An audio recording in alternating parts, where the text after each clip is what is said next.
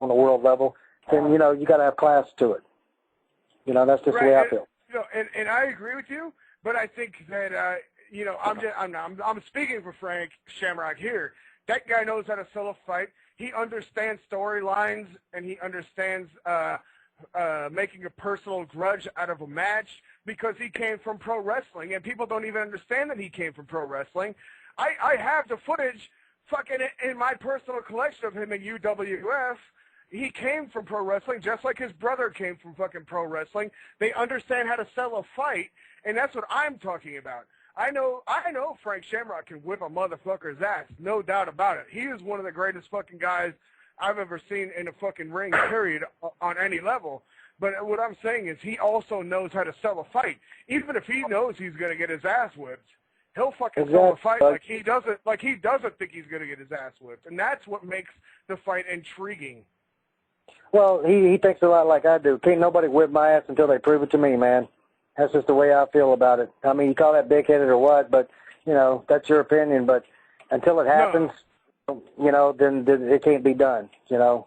Not even from the biggest. Yeah. I feel the same way, too, about it myself, even though I know fucking, you know what, if I think about it logically, I know that fucking you or Frank Shamrock or Ken Shamrock could whip my ass, but until it actually happened, I would never believe it. Right. And so I think that's what you have to think. But let me ask you this before we got to go, because we got like only a few minutes left.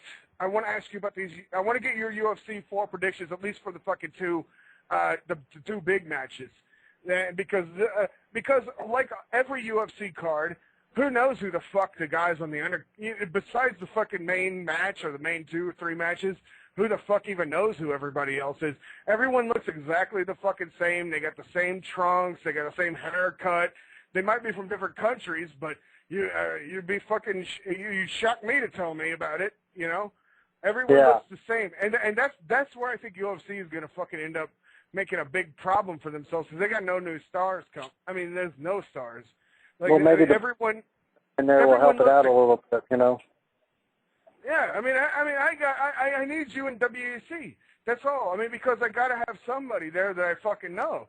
I mean, because I watch these guys and the WEC fight. No, the WEC fights remind me of a Dragon Gate pay-per-view. I watch it and I'm like, God damn, that's fucking awesome. The whole thing is awesome, but I don't know anybody that's on it. Nobody. But I would never remember any of them. But, well, they're not on that big stage like the UFC, just like TNA is not on that big stage like WWE. You know, I mean, it's just, you know, you got your higher ranking companies, then you got, you know, your lower ranking companies. That's just the way it is. I mean, that's entertainment, bro. You know, I'm just thinking, and a lot of it, the size of the guys. You know, it's the size of the guys too. Are you going to put a bantamweight on a UFC pay-per-view, and the people really going to care? Nah, they'd rather see Brock Lesnar knock the fuck out of somebody. Right. Well, that's anything in America. Americans and the Japanese are fucking obsessed with super heavyweight guys. That's it, and that's the way it's always going to be. That's never fucking going to change. So to think that that's going to change is retarded. So you might as well just go for what you can go for. But like I always tell everybody, like if you come up with a cool character, a cool gimmick, like when I was talking with Phil Baroni. Phil Baroni is not a very good fighter. I mean, he's like a 500 guy, but he talks such a great game. He comes out with such a cool entrance. You know, I mean, he'll always have a fucking job in a fucking where he can make money. It may not be in UFC, but he'll always be able to make money somewhere. You know what I mean? And because he's in a sport where you don't have that many gimmicks. You have a bunch of guys that just bleed together. Every single UFC, I can't remember fucking half the dudes I see. Or not even half, 75% of the guys I see, I don't know. And I've been watching it since the very first one, because before the very first one, they were advertising in wrestling magazines, for fuck's sake. That's how I ever even heard of fucking UFC, was from wrestling magazines. Well, that's where it all came from. It all came from there, man. That's where it all... So, you know, okay, let me ask you. You got Lyoto the Dragon Machida against Mauricio Shogun Rua. I'll tell you what I'm thinking. I love Shogun more than fucking life, but I don't know. So that's all I can say. My money's on Machida. See, that makes my balls drop and my heart hurt and everything in my life suck that you say that, because I love Shogun so much. I'm a Pride guy. I'm like really a Pride guy. Like all the guys that give me Pride, I love so much. And Total Pride. It broke my heart. They'll beat Silva, you know. But you know, that's just life. That's the way it is. I mean, but I think Machida's just probably the ultimate fighter right now, man. That guy's elusive. He hits hard, and you can't catch him. And he's got gas in the tank, dude. That motherfucker can go all night. I know. And when you saw Shogun against Coleman, it made you really wonder what he could, you know, like how much gas does he have in the tank, really? Yeah, well, Coleman, yeah, Coleman, Coleman's a little outdated. But he did. I mean, he just beat fucking Stephan Bonner. He did great against Shogun. Depending on how great Shogun was that night, that's the question. How great was Shogun compared to his Pride days? Because I love Coleman. I think Coleman is fucking great. I love him. I love everything about him. But fucking and that fight, I thought it was Griffin great between him and Shogun. You know. Oh yeah, Forrest Griffin beat him though. Yeah. Well, and then dude, Griffin got his ass knocked the fuck out by fucking middleweight. You know. I know. So.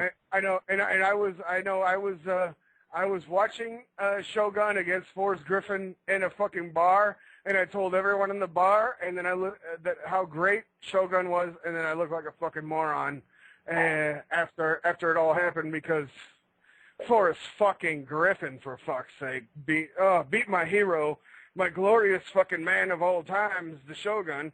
But okay, what about Cain Velasquez and Ben Rothwell? That'll be the fucking, that's the only other match I care about, because these other guys, I don't even know who the fuck half of them are on this. Who'd you say? Cain Velasquez, the heavyweight match. Ben Rothwell from the IFL, and Cain Velasquez, the Brown Pride fucking tattoo guy. Yeah. What do you think? Yeah, I'm thinking Velasquez, man. Yeah, I'm kind of thinking that too, but Ben Rothwell was a tough fucking dude, and Cain Velasquez didn't look that fucking He's going to have to win. The other guys, he's fat, dude. I mean, that has nothing to do with it, but, you know, a guy that size can't go, usually past the second round without getting blown up, Right. So you're thinking, well, basically you're thinking if it goes past the first round, definitely Cain Velasquez. If in the first round, maybe you're thinking it's kind of a toss-up? Well, in Pride, the first round is 10 minutes long, not 5. You see what I'm saying?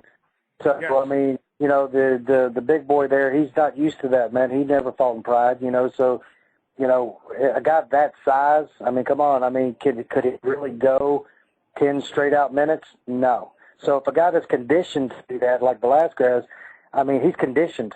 That's what he fights for. That's what he trains for. So, he's going to bring it all out in the first round, I'm sure. And by the second round, if he doesn't knock him or tap him out, I mean, I think the big boy's going to gas out. Just my opinion. Yeah, I'm with you. I kind of think Velasquez is going to get top position in the ground and pound. If nothing else, he's going to ground and pound to a decision. But when we're talking about grounding and pounding to a decision, I want to also talk about what you're going to do to Steve Payne and to Famous B on the 30th of October in El Monte. Mr. California, you're back in. Fucking tell us about it again one more time before we got to go. Well, like I told you, man, I don't know who those guys were. I'm about Chester Hernandez. Who gives a fuck about those guys? Fucking morons. But Kid Kash, the main star brother, and Steve Payne, Famous B from the Santino Academy, and this guy named Funny Bone from Las Vegas. One of the all around they're the best cruiserweights, and I think Kid Kash is gonna squash all these guys and make them realize who he is in the business. You know what I'm saying? And also the main event, Masada versus California versus Nick Gage, death match, brother. All kind of weapons are being brought, and it's the XWW Professional Wrestling, October 30th, in El Monte, California. Not that far away from, 15 minutes away from downtown, and maybe like 30 minutes away from San Diego, Oceanside area. And it's going to be a good show, man. You know what I mean? I hope we get it. Kid Kash, former ECW, TNA, and like you say, MMA now. You know what I mean? Fighter is going to be down there. Come and check him out. You know what I mean? Hey, look, in my opinion, Kid Kash, you just booked a dude that's going to fuck up your guys. Sorry to tell you that. I mean, I know you're not saying they're your guys, but they kind of are your guys.